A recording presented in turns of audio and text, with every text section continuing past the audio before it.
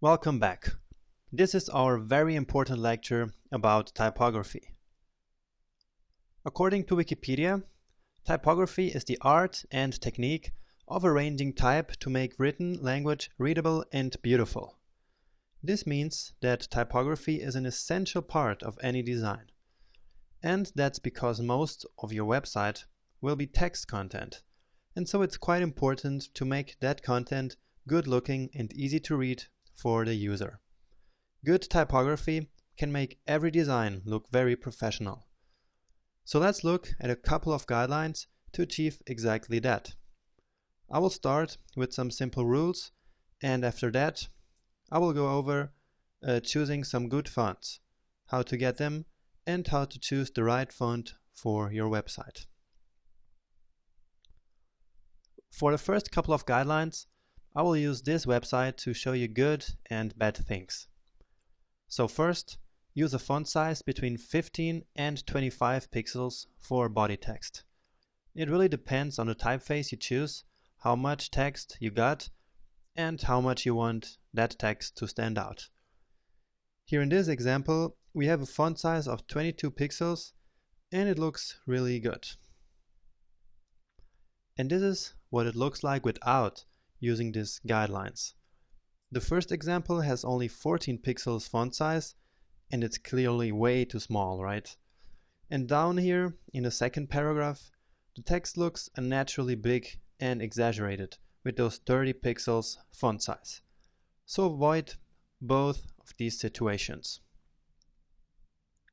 Now for headlines and titles, you can and should of course use bigger font sizes to show that it's important text that you really want the user to read.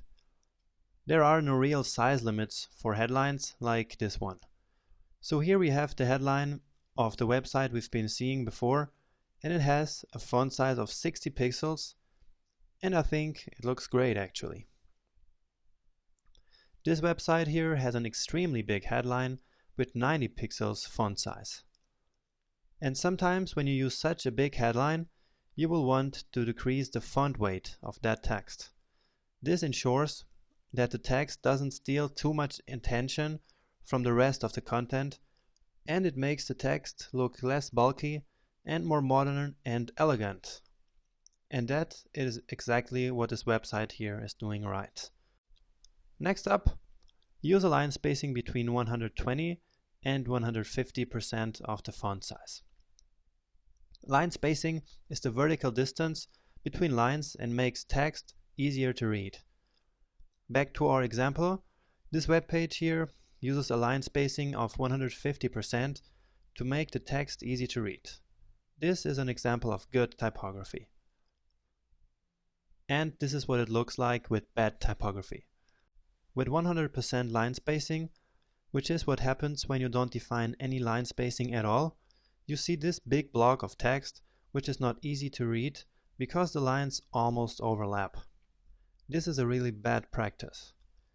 Now with 200%, it's also not pleasant to read the text because it's way too spaced out and our eyes have a difficult time processing the text like this.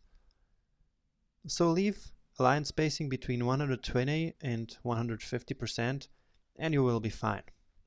45 to 90 characters per line is the optimal line length that is easy to read. 45 to 90 characters is like 2 to 3 lowercase alphabets, just as a reference for you. So here, for example, our first line has 78 characters, so it's easy to follow the text. And here again some bad examples. In the first example we have just 36 characters, and it looks kind of weird. You can, of course, do this if you have some columns with some text, but not in a situation like this with a lot of text. And down here, the text line is way too long, and our eyes find it difficult to travel such a long distance from the end of one line to the beginning of the next line. And finally, the most important thing is probably to choose good-looking fonts. Now, there are no real rules for selecting the right font. But since this is a very practical guide, I will just tell you to use good fonts. I will show you a couple of good fonts that will look good in every design. You can use one of those, or of course go for some other font that you like better. But let's first distinguish between serif and sans serif typeface. On the left side, sans serif typefaces are more neutral, looking more clean and more simple. They are widely used in most modern websites or apps. On the other side, a serif typeface is one that has those small extensions or strokes called serifs at the end of the letters, just as you can see here on the right side. Serif typefaces are usually used for more traditional purposes that encourage long reading and storytelling. And this is how sans serif text looks like on an actual website. You're probably used to see sans serif text everywhere because it's more used than serif font styles. Also look how the heading uses bigger text but with a very low font weight, as I explained you before. This website is absolutely beautiful and uses all the typography rules that I showed you before. And here are a couple of very good sans serif fonts available on Google Fonts. Now Google Fonts is a very good free resource where you can get web fonts. And web fonts are fonts that you can include directly into your projects without having to download any files. All of these fonts you see here are broadly used, so you can't get wrong when choosing any of them. And Lato is actually the font that I use for this presentation in this course. Please take a look at the Google Fonts website. You can find it in the course ebook. And now serif fonts. Here is again the website we've been looking at before, because it's a great example of really beautiful use of a serif font, at least in the body part. For the headings, this website actually uses a serif font. So you see that you can actually mix serif and sans serif fonts in one website and make it look gorgeous. Here are 3 beautiful serif typefaces, also from Google Fonts. I encourage you to use these if you have a lot of text to show, like a blog website that should have a more traditional look.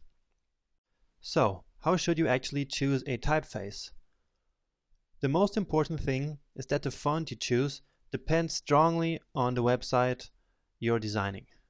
You need to choose a font which best helps to reflect the look and feel you want for your website that you're designing. Because ultimately, the goal of choosing the right typeface is to engage your audience. Based on that, you can decide if you're better off with a sans serif or with a serif typeface. And after you decided that, use a good font. You can start with one of the ones that I showed you before. And if you're a complete beginner, then please only use one typeface. If you want to use more than one, please take a look at the course ebook. You will find a tool there which helps you pairing fonts, which means to choose 2 good fonts for a website.